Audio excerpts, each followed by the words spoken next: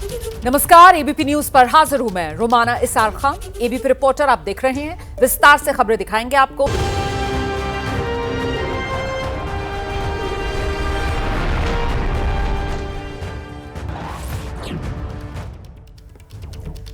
और आइए ABP reporter में विस्तार से खबरों का रुख करेंगे। महाराष्ट्र की सियासत गरमाई हुई है। कल नतीजों का दिन है। मतगणना को लेकर उद्धव ठाकरे का उम्मीदवारों कार्यकर्ताओं को खास निर्देश सामने आया है। वोटों की गिनती के दौरान खास सावधानी रखें, यह निर्देश उद्धव ठाकरे की तरफ से दिया गया है। उद्धव ने बाकायदा समझाया है कि कब आपत्ति दर्ज करानी है, कब लिखित शिकायत करनी है। लोकसभा चुनाव की याद दिलाकर बार बार कार्यकर्ताओं को सतर्क करने का काम उद्धव ठाकरे की तरफ से किया गया है। वीडियो कॉन्फ्रेंसिंग के जरिए उम्मीदवारों कार्यकर्ताओं से उद्धव ठाकरे ने बात की है। कल नतीजों का दिन है। गिनती के समय उम्मीदवारों को, कार्यकर्ताओं को किस तरीके से सतर्क रहना है, इसी की क्लास उद्धव ठाकरे ने वीडियो कॉन्फ्रेंसिंग के जरिए ली है।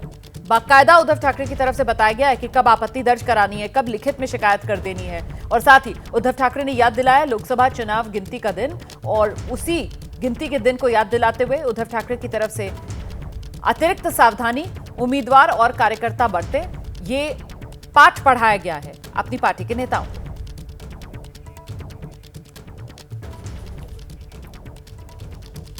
तो नतीजों से पहले महाराष्ट्र में सियासी बयानबाजी जो है वो अब तेज हो गई है। उद्धव गुट के नेता हैं संजय राउत, उनका भी बयान सामने आ रहा है। जीते हुए विधायकों के ठहरने का हम इंतजाम कर रहे हैं, ये संजय राउत की तरफ से कहा जा रहा है। मुंबई के होटल में खोखे का भी डर है।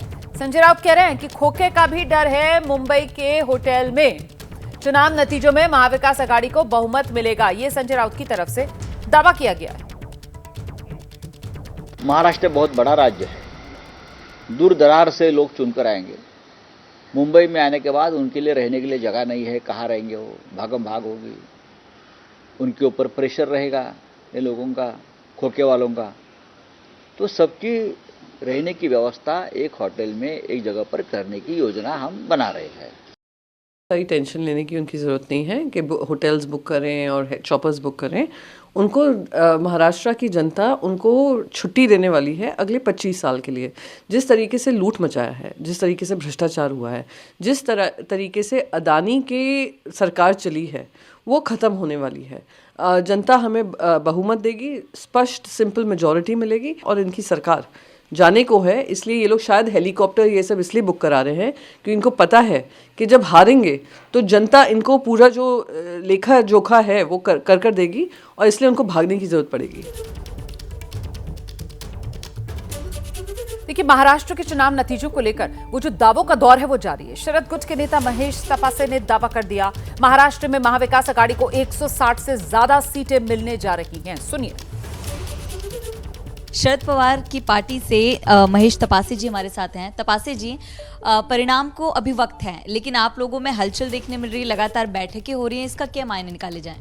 देखिए, परिणाम कल आने वाले हैं, लेकिन हमें आज से पता है कि हमारी सरकार आने वाली है और ये नतीजा महाराष्ट्र की जनता पहले ही दे चुकी है और 165-170 सीटों लेके हम सरकार बनाएंगे। थोराट जी कह रहे हैं कि हम तैयार हैं सरकार बनाने के लिए, छोटी छोटी पार्टियों को भी अपने साथ में लेंगे, इस पर क्या कहेंगे?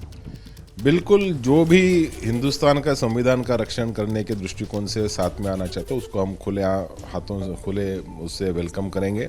क्या कहेंगे नाना पटोले हो, उद्धव ठाकरे हो, वो अपने कार्यकर्ता और उम्मीदवारों से कह रहे हैं कि आप लोग जो जहां काउंटिंग बूथ होगा उस पर ज्यादा ध्यान दें।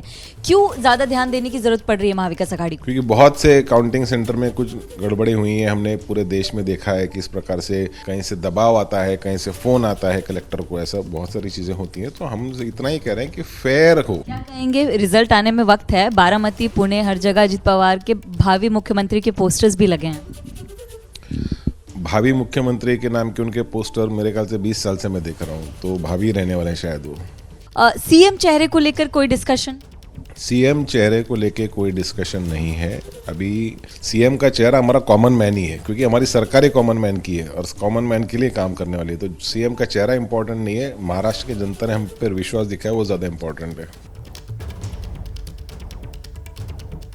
आइए सीधे आपको लेकर चलेंगे, हमारे साथ हमारे सहयोगी मृत्युंजय इस वक्त मौजूद हैं और जरा मृत्युंजय से ही जानते हैं ये जो सावधानी संदेश उद्धव ठाकरे की तरफ से दिया गया, बाकायदा वीडियो कॉन्फ्रेंसिंग करके उन्होंने जो उम्मीदवारों कार्यकर्ताओं की क्लास ली है, इसके मायने क्या है मृत्युंजय? रोमाना देखिए, लोकसभा चुनाव में ऐसी कई सीटें थी जहां पर बहुत कड़ा मुकाबला था और जो हार जीत का मार्जिन था वो बहुत कम वोटों का था। जैसे उदाहरण के तौर पर मुंबई का नॉर्थ वेस्ट सीट था, वो वहां पर हार जीत 148 वोट से तय हुआ था और जो ईवीएम की काउंटिंग हुई थी तो ईवीएम की काउंटिंग में सिर्फ एक वोट का ही अंतर दोनों उम्मीदवारों के बीच था। पोस्टल बैलेट जोड़ने के बाद 148 वोट का हुआ, लेकिन बाद में कोर्ट भी गए थे, चुनाव आयोग की शिकायत भी की थी और आरोप लगा कि अच्छे से काउंटिंग नहीं हुई, इस प्रकार के मामले सामने आए थे। अब जब यहाँ पर ये देखा जा रहा है कि बहुत कड़ा मुकाबला है और जो छोटी पार्टियाँ हैं, निर्दलीय उम्मीदवार हैं, बागी उम्मीदवार हैं और कुछ ऐसे पार्टियाँ जो कई समाज के वोट अपने पास रखती हैं वो भी चुनाव लड़ रही हैं, तो मार्जिन बहुत कम रहने वाला है हार जीत का। जिस प्रकार के एग्जिट पोल के भी आंकड़े अलग अलग आ रहे हैं, तो ऐसे पर उद्धव ठाकरे का यही कहना है कि बाकायदा बूथ वाइज मिलान करें, वीवीपैट का भी मिलान पर नज़र रखें, बूथ पर कैसे वोटिंग हो रही है उस पर नज़र रखे रहें। तो कहीं ना कहीं यहाँ एक एक सीट की लड़ाई है और हर कोई जानता है कि जिसके जितने सीट ज़्यादा आएंगी उसकी उतनी दावेदारी मजबूत होगी। भले ही अभी कह रहे हो कि हमारा मुख्यमंत्री बाद में तय होगा, जनता का मुख्यमंत्री होगा, ये सब राजनीतिक बयानबाजी है, लेकिन हकीकत ये है कि जिसके ज़्यादा सीटें होंगी उसकी दावेदारी ज़्यादा मजबूत नजर आएगी। बहुत शुक्रिया आपका मृत्युंजय इस तमाम जानकारी के लिए। और आइए अब आगे बढ़ते हैं। महाराष्ट्र विधानसभा चुनाव के नतीजों से पहले एक तस्वीर सामने आई है।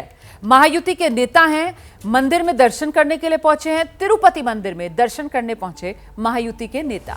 और तस्वीरों में केंद्रीय मंत्री जो हैं रक्षा खड़से, हंसराज अहीर से लेकर ये श्रीकांत शिंदे सांसद हैं कल्याण से, और एकनाथ शिंदे मुख्यमंत्री महाराष्ट्र के, उनके बेटे हैं, वो नजर आ रहे हैं। इसके अलावा शिंदे गुट के जो अन्य नेता हैं जिसमें संजय निरुपम हैं, वो भी पहुंचे तिरुपति बालाजी के दर्शन करने के लिए। तो तस्वीरों में आप देख रहे हैं, आपको यहां रक्षा खड़से नजर आ रही हैं, हंसराज अहीर नजर आ रहे हैं, श्रीकांत शिंदे और उनके साथ संजय निरुपम नजर आ रहे हैं आपको तस्वीरों में। तो मतदान खत्म हो चुका है, कल नतीजों का दिन, इंतजार नतीजों का है। और उसके पहले अब ये नेता जो हैं वो भगवान के दर पर पहुंचे हैं आशीर्वाद लेने के लिए। नतीजों से पहले ये मंदिर दर्शन। महायुति के नेता हैं, बीजेपी से रक्षा खड़से, हंसराज अहीर और वहीं शिवसेना शिंदे गुट से आप देख रहे हैं श्रीकांत शिंदे, संजय निरुपम पहुंचे हुए हैं तिरुपति बालाजी दर्शन करने के लिए।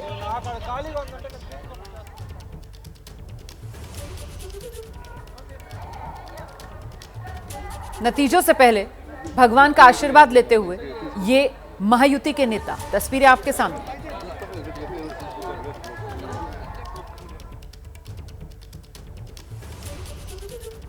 आइए आगे बढ़ते हैं। दिल्ली से खबर है जहां आम आदमी पार्टी के संयोजक हैं अरविंद केजरीवाल आज जनता से रेवड़ी पर चर्चा अरविंद केजरीवाल करेंगे। अरविंद केजरीवाल आम आदमी पार्टी के नए चुनाव अभियान को लॉन्च करने जा रहे हैं, जिसका मकसद मुफ्त की योजनाओं को सबसे बड़ा मुद्दा बनाना है। और इसीलिए अरविंद केजरीवाल ने रेवड़ी पर चर्चा करना ठाना है। केजरीवाल का आरोप है बीजेपी दिल्ली सरकार की तरफ से जनता को दी जा रही 6 तरह की जो योजनाएं, रेवड़ियां, उसे बंद करना चाहती है और इसके लिए बीजेपी साजिश कर रही है। और इसी को बचाने के लिए अरविंद केजरीवाल दिल्ली की जनता के बीच जा रहे हैं रेवड़ी पर चर्चा करने के लिए। रेवड़ी जो अरविंद केजरीवाल कह रहे हैं वो लाभकारी योजनाएं हैं जो दिल्ली की जनता के हित के लिए आम आदमी पार्टी सरकार चला रही है। सीधे आपको लेकर चलेंगे, हमारे साथ हमारे सहयोगी बलराम पांडे इस वक्त मौजूद हैं और उन्हीं से जरा समझते हैं किस तरीके से वो रेवड़ी पर चर्चा के जरिए निशाना बीजेपी पर साधते हुए और अपनी कल्याणकारी योजनाओं को मुफ्त की जो है उसको जनता के बीच ले जाने की ये बड़ी तैयारी और रणनीति आम आदमी पार्टी की नजर आ रही है। केजरीवाल की रेवड़ी पर चर्चा से जरा विस्तार से बताइए बलराम।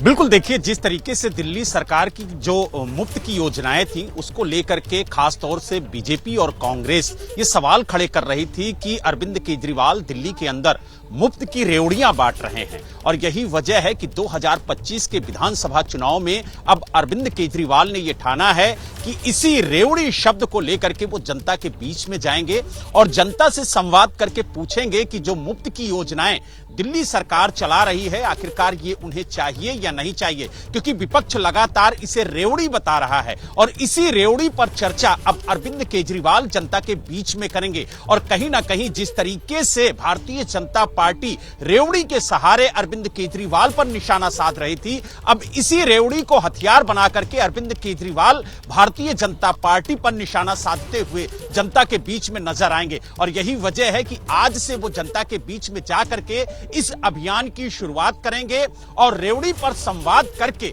जो मुफ्त की योजनाएं दिल्ली के अंदर चल रही हैं उनको बताएंगे। और साथ ही 6 योजनाएं अभी तक दिल्ली के अंदर मुफ्त में चलाई जा रही थी, लेकिन अब अगर 2025 में आम आदमी पार्टी चुनाव जीतती है तो 7वीं रेवड़ी भी दी जाएगी।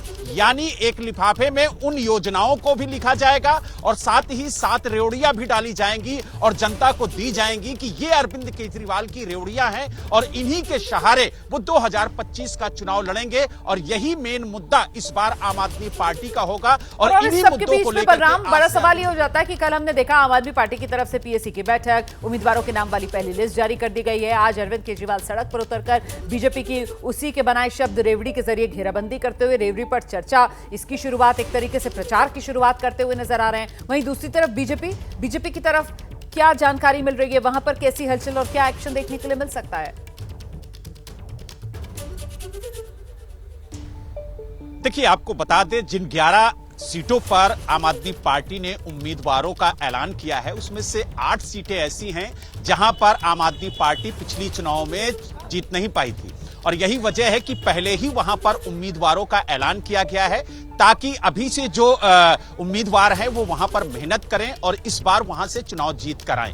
हालांकि भारतीय जनता पार्टी लगातार अपनी तैयारियों में, अपनी रणनीतियों में जुटी हुई है और पूरी तरह से वो ये करने को तैयार है कि किसी भी तरह से इस बार जो विजय रथ है अरविंद केजरीवाल का उसे रोका जाए। और यही वजह है कि आप देखिए एक के बाद एक बड़े नेताओं को भारतीय जनता पार्टी तोड़ने में कामयाब हो गई है। राजकुमार आनंद हो या फिर कैलाश गहलोत हो, वो सब आज भारतीय जनता पार्टी के साथ हैं और कहीं ना कहीं इनको आगे करके भारतीय जनता पार्टी अरविंद केजरीवाल पर एक बड़ा निशाना साधने की कोशिश करेगी। और वहीं दूसरी तरफ अरविंद केजरीवाल है, आम आदमी पार्टी है जो सीधे सीधे रेवड़ी पर चर्चा के जरिए ये सीधा निशाना बीजेपी पर साधने की तैयारी में है।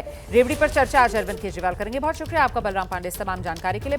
इस वक्त की बड़ी खबर मैं आपको बता रही हूं, शिवसेना शिंदे गुट के सूत्र ये दावा कर रहे हैं किंग मेकर महाराष्ट्र की चुनावी राजनीति में एकनाथ शिंदे ही बनने वाले हैं। अगर शिंदे को मौका नहीं मिला तो उद्धव मजबूत हो जाएंगे। ये सूत्रों के हवाले से जानकारी है। मतलब कुल मिलाकर शिवसेना शिंदे गुट के सूत्र जिस तरीके से एकनाथ शिंदे को किंग मेकर की भूमिका में लाने का दावा कर रहे हैं उसका सीधा सीधा मतलब यही निकलेगा कि मुख्यमंत्री की कुर्सी पर एकनाथ शिंदे के दावे को मजबूत करने का काम उनके धड़े की तरफ से किया जा रहा है। किंग मेकर शिंदे ही होंगे किंग, ये साफ तौर पर एकनाथ शिंदे गुट की तरफ से सूत्रों के हवाले से कहा जा रहा है। मतलब मुख्यमंत्री महाराष्ट्र का महायुति की सत्ता में आने पर एकनाथ शिंदे ही होंगे। शिंदे गुट की तरफ से सूत्रों के हवाले से ये बड़ा दावा कर दिया गया है, किंग मेकर शिंदे ही किंग होंगे। सीधे आपको लेकर चलते हैं, हमारे साथ हमारे सहयोगी आशीष इस वक्त मौजूद हैं और जरा उन्हीं से समझते हैं। आशीष, किंग मेकर शिंदे ही किंग, सूत्र जो जानकारी दे रहे हैं शिंदे गुट की तरफ से सीधे महाराष्ट्र के मुख्यमंत्री की कुर्सी पर ये दावा ठोका जा रहा है? जी हाँ, बिल्कुल, ये शिंदे गुट की तरफ से दावा ठोका जा रहा है और उनका मानना है कि शिंदे को ही मुख्यमंत्री बनाने का मौका फिर से दिया जाना चाहिए। पिछली बार भी महायुति की सरकार उन्हीं के दम पर आई थी और ऐसा सूत्रों का मानना है कि अगर उद्धव ठाकरे की शिवसेना गुट को चेक में रखना है तो शिंदे साहब को ही मुख्यमंत्री बनाना जरूरी होगा। लिहाजा बीजेपी को ये कंसिडर करना चाहिए, इस तरह की बातें नहीं करनी चाहिए कि भारतीय जनता पार्टी का ही मुख्यमंत्री होगा। ऐसा शिवसेना शिंदे गुट का मानना है और उनका कहना है कि अगर ऐसा नहीं हुआ होता पहले ही तो उद्धव गुट काफी एक्सपैंड कर चुका होता, उनको कंटेन करना राजनीतिक तौर पर मुश्किल होता। लिहाजा शिवसेना शिंदे गुट रिजल्ट के ठीक पहले ये जरूर चाहती है कि शिंदे को ही एक बार फिर से महाराष्ट्र का मुख्यमंत्री बनाया जाना चाहिए जीत की स्थिति में। बहुत शुक्रिया आपका इस तमाम जानकारी के लिए। तो किंग मेकर शिंदे ही किंग, सूत्रों के हवाले से ये खबर आ रही है। शिवसेना शिंदे गुट के भीतर से। और सीएम एकनाथ शिंदे ने पार्टी प्रवक्ताओं की बैठक बुलाई है शाम 6 बजे वर्षा बंगले पर।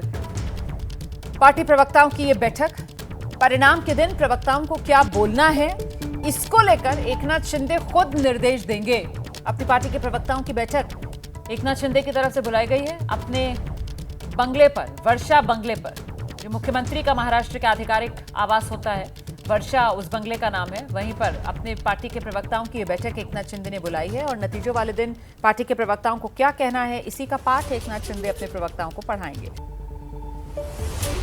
और आइए एक बार फिर से जरा महाराष्ट्र का रुख करते हैं। कल नतीजे आने हैं और उससे पहले जो एग्जिट पोल के आंकड़े हैं उनके आने का सिलसिला लगातार जारी है। इस बीच सीएसडीएस का सर्वे भी सामने आया है और सीएसडीएस के सर्वे में महायुति को बढ़त, जिस तरीके से ज्यादातर एग्जिट पोल के आंकड़े दिखा रहे हैं महाराष्ट्र में महायुति की सरकार की वापसी का अनुमान जता रहे हैं, कुछ उसी अंदाज में सीएसडीएस के सर्वे में भी महायुति को बढ़त। महाराष्ट्र में महायुति को 43% वोट शेयर सीएसडीएस के सर्वे में, महाविकास आघाड़ी को 39% वोट शेयर सीएसडीएस के सर्वे में। अन्य के खाते में 18% वोट शेयर जा सकता है, लेकिन देखिए 39 महाविकास आघाड़ी और 43 महायुति, मतलब 4% का ये फासला महाविकास आघाड़ी और महायुति के बीच। वो भी तब जबकि अभी जो लोकसभा चुनाव हुए थे उसमें महायुति और महाविकास आघाड़ी वोटिंग परसेंटेज के मामले में बिल्कुल बराबरी पर थे, करीब करीब 43% वोट शेयर दोनों का था। लेकिन अभी विधानसभा में ये तस्वीर बदलेगी। सीएसडीएस की तरफ से जो अनुमान जताया गया है, महायुति तो वही 43% के आसपास ही अपना वोट शेयर रिटेन कर रही है, लेकिन जो महाविकास आघाड़ी का वोट शेयर है वो घटकर 39% पर आने वाला है विधानसभा चुनाव में। ये सीएसडीएस के सर्वे में तस्वीर साफ हो रही है। सीधे आपको लेकर चलते हैं, हमारे साथ इस वक्त बेहद खास मेहमान हैं सीएसडीएस के प्रोफेसर संजय कुमार साहब इस वक्त हमारे साथ मौजूद हैं। सर, ये वोट परसेंटेज का फासला, ये तो लोकसभा चुनाव से के मुकाबले वहां जो वोट शेयर था, बड़ा झटका यहाँ पर महाविकास आघाड़ी को लग रहा है। मतलब झटका तो निश्चित लग रहा है। अब देखिए 4% का फासला हमारा अनुमान है कि महाविकास आघाड़ी जो है वो 39 पर है और महायुति 43 पर है। तो 4% के फासले से तो महायुति को एक तरह से मेजॉरिटी मिलने की पूरी संभावना है। हालांकि इस बात का ध्यान रखना चाहिए, हमारे सर्वे के अनुमान में 18% वोट अन्य को जा रहे हैं और ये अन्य बहुत सारी छोटी छोटी पार्टियां हैं, तमाम इंडिपेंडेंट्स हैं, तमाम रेबल्स हैं जो चुनाव लड़ रहे थे। अगर ये 20-22 सीट जीतने में सफल हो गए, जिसकी संभावना है 16-17 ये कुल मिला के सीटें जीत सकते हैं, तो हो सकता है हंग की तरफ भी जा सकता है। मैं उसी पर आना चाह रही थी प्रोफेसर संजय कुमार, क्योंकि हमने देखा कि लोकसभा के अंदर जब वो वोट शेयर करीब दोनों का 43% के आसपास ही था और तब सीटों का जो फासला था, एक तरफ महाविकास आघाड़ी जिसके खाते में लोकसभा की 30 सीटें गई थी और वहीं दूसरी तरफ महायुति जिसके खाते में महाराष्ट्र में कुल 48 सीटें, लोकसभा की 17 सीटें गई थी। अब जब ये 4% का फासला महायुति और महाविकास आघाड़ी के वोट परसेंटेज में और 18% वोट शेयर, जैसा कि आप बता रहे हैं कि ये अन्य के खाते में जा रहा है, जिसमें हम सब जानते हैं कि 150 के करीब तो बागी हैं, 2086 जो हैं वो निर्दलीय हैं और करीब 150 से ज्यादा पॉलिटिकल पार्टीज हैं जिनके नुमाइंदे चुनाव मैदान में उतरे हुए हैं, छोटे छोटे दल हैं वहां पर। तो ऐसे में ये मामला महाराष्ट्र का पेचीदा हो सकता है, मतलब कल के नतीजों के बाद भी महाराष्ट्र की सियासी पिक्चर उलझी हुई हो सकती है, त्रिशंकु की तरफ बढ़ रहा है क्या ये अनुमान? हो सकता है, आपने कहा हो सकता है, बिल्कुल हो सकता है। लेकिन इस वक्त ये जो वोट शेयर का अनुमान है, इसके हिसाब से मुझे लगता है महायुति को मेजॉरिटी मिलेगी, एक नैरो मेजॉरिटी होगी, 150-52 के लगभग मिल सकती है उन्हें मेजॉरिटी। लेकिन जिस बात की चर्चा अभी हम कर रहे हैं, त्रिशंकु भी होने की संभावना होगी, क्योंकि ये ढेर सारी, अगर आप कुल मिला के देखें, लगभग 8000 उम्मीदवार मैदान में हैं और ये छोटे छोटे जो उम्मीदवार हैं थोड़े वोट्स भी ले जाएंगे, तो कई सीटों पर जो हार जीत का फासला है वो बहुत कम हो सकता है, इसकी संभावना बनी रहेगी।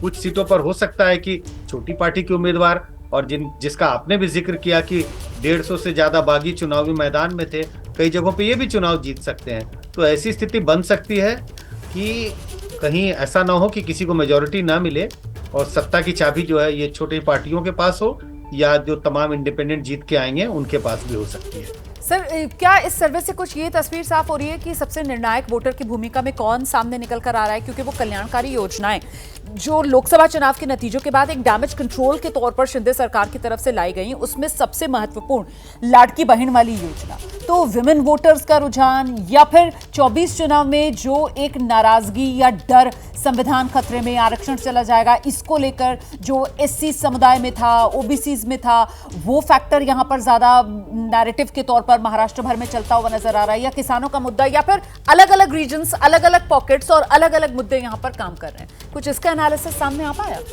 आपने अपनी बात खत्म की, वही है महाराष्ट्र के चुनाव की चाबी। मुझे लगता है कि अगर हम किसी एक मुद्दे को ढूंढ रहे हैं कि एक मुद्दा पूरे महाराष्ट्र में बड़ा मुद्दा बन के छाया हुआ होगा, तो ऐसा कोई मुद्दा दिखाई नहीं पड़ेगा आपको। कम से कम मुझे तो नहीं दिखाई पड़ा। अलग अलग इलाकों में, कुछ इलाकों में किसानों का मुद्दा, कुछ इलाकों में या कुछ समुदाय के बीच में अगर आप कहें तो संविधान का मुद्दा, शहरी इलाकों में, मुंबई के इलाकों में इस बात की जो चर्चा हो रही थी कि कुछ ऐसे बड़े इंडस्ट्रीज थे जो मुंबई में लगने चाहिए थे लेकिन गुजरात चले गए, तो मुंबई के साथ, महाराष्ट्र के साथ भेदभाव, इसका मुद्दा, कुछ लोगों के बीच में महाराष्ट्र मराठी अस्मिता का मुद्दा, तो अलग अलग इलाकों में आपको अलग अलग मुद्दे दिखाई पड़ रहे हैं जी। अब तो वोट पड़ गए, चुनाव खत्म हो गया, लेकिन ऐसा ही कुछ माहौल उस वक्त दिखाई पड़ा। हाँ, दो मुद्दे जरूर थे जो आपको हर इलाके में दिखाई पड़ेंगे, बेरोजगारी का मुद्दा और महंगाई का मुद्दा। ठीक है सर, मैं सर लौट रही हूँ आपके पास, बस इस चर्चा को आगे बढ़ाएंगे क्योंकि बड़े इंटरेस्टिंग जो इनपुट्स हैं वो आपकी तरफ से सामने आ रहे हैं। जरा मृत्युंजय का रुख कर लेते हैं। ग्राउंड पर हमारे साथ हमारे सहयोगी मौजूद हैं, और मृत्युंजय, जिसका जिक्र अभी प्रोफेसर संजय कुमार भी कर रहे थे, मतलब ये जो मामला है वो त्रिशंकु की तरफ भी महाराष्ट्र में बढ़ सकता है। और आज सुबह से, जब से मैं और आप बात कर रहे हैं, तब से हम देख रहे हैं किस तरीके की कवायद, चाहे वो महायुति हो या फिर महाविकास अघाड़ी हो, नतीजों के बाद अपने विधायकों को एकजुट रखना है, और वो बाकायदा खुले ऑफर्स जो दिए जा रहे हैं कि साहब छोटे दल हमारे साथ आ जाएं, हम तो सबका स्वागत कर रहे हैं। इसी क्रम में अब वो सब कुछ जुड़ता चला जाता है, मतलब एक तरीके से क्रोनोलॉजी जो है वो साफ हो रही है। मृत्युंजय जी बिल्कुल, कहीं ना कहीं ये लिंक नज़र आता है। और जो CSDS का सर्वे है जिसका संजय सर अभी जिक्र कर रहे थे, अगर हम उस पर ध्यान दें तो 43.71% लोकसभा में महायुति यानी NDA की वोटिंग थी, और वो लगभग 55% NDA की थी और 43.71 इंडिया गठबंधन की थी, और दोनों के बीच में 2 लाख का डिफरेंस था। 2 करोड़ 50 लाख के आसपास वोट इंडिया गठबंधन को मिले थे, 2 करोड़ 48 लाख के आसपास वोट बीजेपी या उनके गठबंधन को मिले थे। 2 ही लाख का डिफरेंस था। लेकिन हम सीटों के मामले में देखें तो 31 और 17 का आंकड़ा था। पर यहाँ पर देखिए एक बात महत्वपूर्ण है कि यानी कि महायुति के जो वोट थे वो विधानसभा में उतने वोट उनको मिले हैं। वोट कम हुआ है MVA का, और वो क्यों कम हुआ है? क्योंकि छोटे फैक्टर्स यहाँ पर आ गए हैं। जैसे लोकसभा चुनाव में वंचित बहुजन आघाड़ी का फैक्टर नहीं चला था, जो छोटी समाजवादी पार्टी का हो, MIM का हो, प्रेसिडेंट्स एंड वर्कर्स पार्टी का हो, कम्युनिस्ट पार्टी के बहुत सारे उम्मीदवार खड़े हो जाते हैं। ये फैक्टर्स लोकसभा चुनाव में नहीं थे। वहाँ जनता के पास में 2 ही विकल्प था, इंडिया या NDA। ये बहुत महत्वपूर्ण आप बात कर रहे हैं कि साहब लोकसभा चुनाव से बिल्कुल उलट इस बार विधानसभा चुनाव में देखने के लिए ये मिल रहा है कि यहाँ पर जो छोटे छोटे प्लेयर्स हैं वो भी महत्वपूर्ण भूमिका निभाते हुए नजर आ रहे हैं। लोकसभा चुनाव में मामला बिल्कुल सीधा महायुति वर्सेस महाविकास अघाड़ी का था, तो उसी का ये असर जो इस रूप में वोट शेयर जो बटा हुआ नजर आ रहा है यहाँ पर, और इसका असर नतीजों पर क्या होगा कल तक का इंतजार करना पड़ेगा।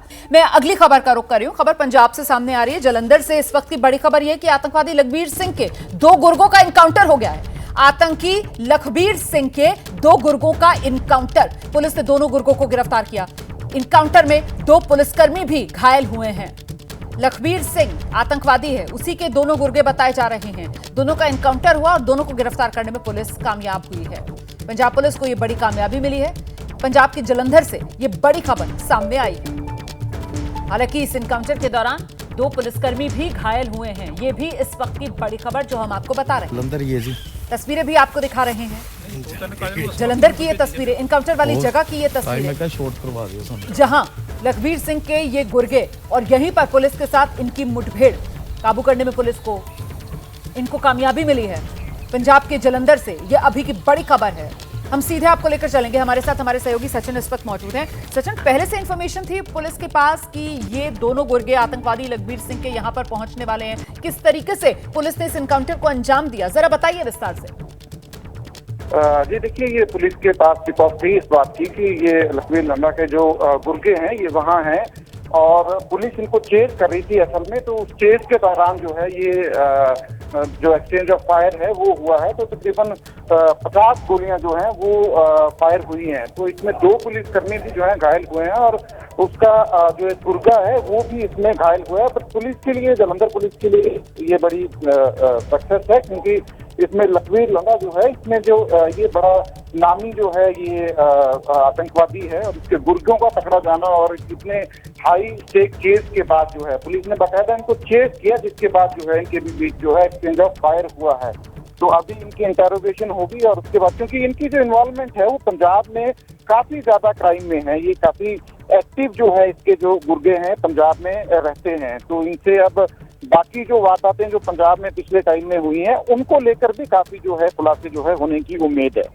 और जरा ये जो आतंकवादी लखबीर है जिसके गुर्गे बताए जा रहे हैं, इसका भी जरा काला चिट्ठा दर्शकों के सामने रखिए। और इस बीच ये तस्वीरें भी हम आपको दिखा रहे हैं, इनकाउंटर के समय की ये तस्वीरें आपके सामने हैं। देखिए किस तरीके से पंजाब पुलिस ने घात लगाकर बाकायदा इस इनकाउंटर को अंजाम दिया। बड़ी सफलता पंजाब पुलिस को मिली है। 2 गुर्गे आतंकी लखबीर के बताए जा रहे हैं। देखिए किस तरीके से यहाँ झाड़ियों में छिपने की फिराक में और झाड़ियों की आड़ लेकर भागने की फिराक में ये दोनों गुर्गे थे। इनकी सूचना पंजाब पुलिस को मिल गई थी और बाकायदा प्लानिंग के साथ पंजाब पुलिस ने इस एनकाउंटर को अंजाम दिया।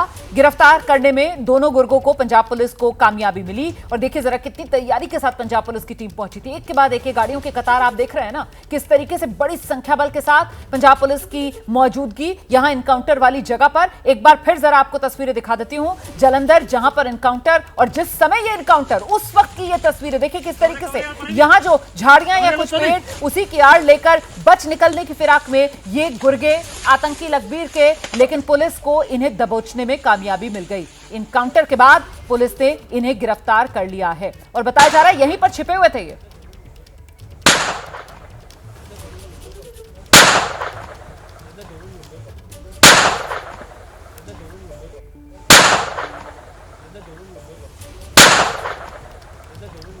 इनकाउंटर जब हो रहा था, गोलियां जब चल रही थी, उस वक्त की ये तस्वीर और आवाज भी हम आपको सुना रहे हैं। 2 पुलिसकर्मी भी घायल हुए हैं, लेकिन बड़ी कामयाबी पंजाब पुलिस को मिली है।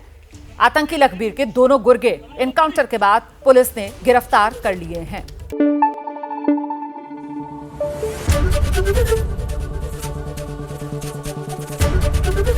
एबीपी न्यूज आपको रखे आगे।